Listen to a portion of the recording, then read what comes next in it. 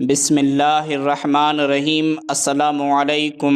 ایک درویش دور اندیش دنیا سے منہ موڑ کر اپنے مالک سے ناتا جوڑ کر دشوار گزار پہاڑیوں میں رہا کرتا تھا۔ تنی تنہا عبادت الہی کی خوشبو میں دن رات مست رہتا اور دنیا پرست لوگوں کے نفس کی بدبو سے پریشان دماغ ہو جاتا۔ جنگل میں ہزارہا درخت پھلوں اور میووں کے تھے۔ اس درویش خدا مست کی خوراک یہی جنگلی پھل اور میوے تھے، ان چیزوں کے علاوہ اور کچھ نہیں کھاتا تھا۔ ایک دن بیٹھے بٹھائے نہ جانے کیا خیال آیا کہ خدا سے ایک عجیب و غریب عہد کر بیٹھا کہ اے میرے اللہ، میں آئندہ ان درختوں سے نہ خود میوہ توڑوں گا، نہ کسی اور کو کہوں گا کہ مجھے پھل توڑ کے دے۔ میں وہ پھل نہ کھاؤں گا جسے ڈالیاں زمین سے اونچا رکھیں۔ میں وہ پھل اور میوے کھاؤں گا جو ہوا کے جھونکوں سے خود جھڑ کر زمین پر آن گرے۔ غرض اس طرح کا عہد اس مرد درویش نے خدا سے کر لیا اور مدتوں اس پر قائم رہا۔ ایک دفعہ قدرت خدا کی کہ 5 دن گزر گئے، کسی درخت سے کوئی پھل نہ گرا۔ بھوک کی آگ نے درویش کو بے قرار اور مضطرب کر دیا، کسی پل چین نہیں آ رہا تھا۔ اس عالم میں جنگل سے گزرتے ہوئے امرود کا ایک درخت دیکھا جس کی ڈالیاں زرد زرد اور بڑے بڑے امرودوں سے بھری ہوئی تھیں۔ درویش وہاں کھڑا ہو کر حسرت بھری نگاہوں سے انہیں دیکھنے لگا۔ درویش نے بڑا صبر کیا اور خود کو قابو میں رکھا۔ یکایک زور کی ہوا چلی، درویش کو کچھ سہارا ہوا، مگر کافی دیر تک پھل ٹوٹ کر زمین پر نہ گرا۔ صبر حد سے گزر گیا، درویش کا نفس بے قابو ہو گیا، معدے کے اندر سے ہوک اٹھی اور خدا سے جو عہد استوار کیا تھا وہ توڑ بیٹھا اور ہاتھ بڑھا کر امرود توڑ لیا اور پیٹ کی آگ بجھا لی۔ عہد ٹوٹ گیا۔ غیرت خداوندی حرکت میں آئی۔ ان دشوار گزار پہاڑوں میں چوروں اور قزاقوں کا ایک گروہ آ گیا۔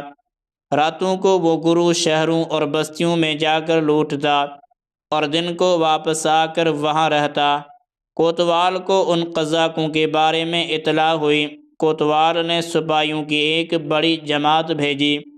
انہوں نے اس پہاڑی اور جنگل کا گھیراؤ کر لیا۔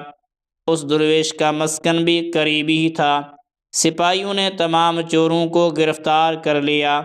درویش بابا کو بھی ان کا ساتھی سمجھ کر پکڑ لیا۔ کوتوال نے حکم دیا، انہیں جیل میں بند کر دو۔ چند دن کے بعد عدالت میں مقدمہ پیش ہوا۔ بعد میں یہ فرمان جاری ہوا کہ ہر ایک کا بایاں پاؤں اور دایاں ہاتھ کاٹ دیا جائے۔ جلاد نے کوتوال کا حکم ملتے ہی تلوار چلانا شروع کر دی۔ وہ ساری جگہ نالوں بشون سے گونج اٹھی۔ درویش کا دایاں ہاتھ کٹ گیا۔ جلاد ان کا بایاں پاؤں کاٹنے کے لیے تیار ہو رہا تھا کہ یکایک گھڑ سوار تیزی سے وہاں نمودار ہوا اور جلاد سے للکارا، ارے مردود، ذرا دھیان کر، یہ شخص بہت بڑا شیخ اور ابدال وقت ہے، تو کیا ظلم ڈھا رہا ہے؟ اب خدا کے عذاب کا انتظار کر۔ گھڑ سوار کی یہ بات سنتے ہی جلاد کے ہاتھ سے تلوار چھوٹ گئی۔ عالم وحشت میں بھاگا، سیدھا کوتوال کے پاس گیا اور اسے اس حادثے سے آگاہ کیا۔ کوتوال کے ہوش اڑ گئے، لرزاں اور ترساں، برہنہ سر اور برہنہ پاؤں، درویش کی خدمت میں ہاتھ باندھے حاضر ہوا۔ عرض کرنے لگا، اے خدا کے مقبول بندے، مجھے خبر نہ تھی کہ آپ کون ہیں۔ میں نے آپ پر سخت زیادتی کی، لا علمی میں یہ خطا سرزد ہو گئی ہے، خدا کے لیے آپ ہمیں بخش دیجیے۔ درویش نے کہا، اس میں تمہارا کوئی قصور نہیں۔ جس گناہ کی پاداش میں میرا ہاتھ کاٹا گیا ہے اس کو میں جانتا ہوں، تجھے ان حالات کی کیا خبر، لہٰذا تم بے فکر رہو۔ لوگوں میں اب اس درویش کا نام ہتھ کٹا مشہور ہو گیا۔ ایک دفعہ ایک آدمی بے وقت اور بغیر اجازت لیے جھونپڑی میں گھس آیا۔ آگے کیا دیکھتا ہے کہ مرد قلندر اپنے دونوں ہاتھوں سے خرقہ درویشی میں پیوند لگا رہے ہیں۔ اس نے حیرت سے دانتوں میں انگلی دے کر کہا، حضرت، میں یہ کیا دیکھ رہا ہوں؟ آپ کے تو دونوں ہاتھ سلامت ہیں۔ لوگ خواہ وہ کہتے ہیں کہ آپ کا دایاں ہاتھ کٹا ہوا ہے۔ درویش نے کہا، ارے او میری جان کے دشمن، تو جھونپڑی میں بغیر اجازت کیوں آ گیا؟ اس نے ندامت سے عرض کیا، حضرت مجھے آپ کی زیارت کا بے حد اشتیاق تھا، اس شوق ملاقات سے مغلوب ہو کر یہ غلطی کر بیٹھا۔ درویش نے اس کی محبت اور خلوص دیکھ کر کہا، اب تو آ گیا ہے تو ادھر بیٹھ، لیکن خبردار جو کچھ تو نے دیکھا اس کا ذکر میری زندگی میں ظاہر نہ کرنا۔ انسان کے چاہنے یا نہ چاہنے سے کچھ نہیں ہوتا۔ ان کی گفتگو کے دوران ملاقات کے لیے جھونپڑی کے باہر کافی لوگ اکٹھے ہو چکے تھے۔ انہوں نے بھی کسی سراغ سے شیخ کے دونوں ہاتھوں سے پیوند لگاتے دیکھ لیا تھا۔ ان سب پر درویش کی کرامت کا راز کھل گیا۔ درویش نے دل میں کہا، اے میرے اللہ، اس حکمت سے تو ہی خوب آگاہ ہے۔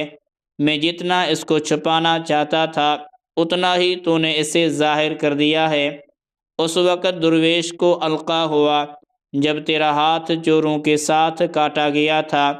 لوگوں کے دلوں میں تیرے بارے میں غلط فہمی پیدا ہو گئی تھی۔ وہ خیال کرنے لگے کہ تو مکر و فریب کا جال بچھائے بیٹھا ہے۔ یہ بات ہمیں پسند نہیں کہ یہ لوگ بد نصیبی اور گمراہی میں گرفتار ہوں اور اللہ والوں کے بارے میں بدگمانی رکھیں۔ اس لیے ہم نے تیری یہ کرامت سب پر ظاہر کر دی۔ یہ چراغ ان لوگوں کی خیر خواہی کے لیے روشن کیا گیا ہے۔ اس الہام کے بعد درویش نے مستانہ وار نعرہ لگایا اور اللہ رب العزت کی تسبیح کرتا ہوا سجدے میں گر گیا اور خوب رویا کہ مالک، تو جو کرتا ہے وہ عین حکمت ہے، ہم سب کی لغزشیں معاف فرما۔ درس حیات: اپنے عہد کی پاسداری کرو۔ جب کوئی مسلمان ہوتا ہے تو گویا وہ اپنے رب سے عہد کرتا ہے کہ یا اللہ رب العزت، میں تیرے احکامات کی پیروی کروں گا۔ جو خدا کے ساتھ عہد کر کے توڑتا ہے اسے نقصان اٹھانا پڑتا ہے۔